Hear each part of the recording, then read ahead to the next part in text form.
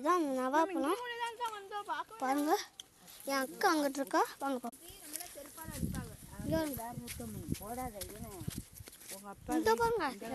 நவாப்பழம் நிறைய பழம் இருக்கு, பார்த்தா தெரியுது. இங்க பாருங்க, இதுதான் படிச்சேன். இங்க பாருங்க, சூப்பரா இருக்கு.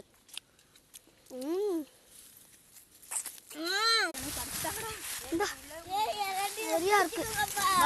பூச்சி கேஸ்ட் இது ஃபுல்லாவுமே சுற்றி போயிடுவான்.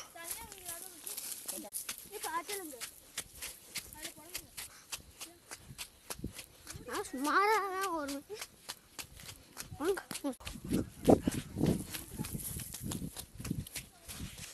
கோழி பண்ண எடுத்தோம். அங்கேருந்து தான் நாங்கள் வரும்போது பார்த்தோம்.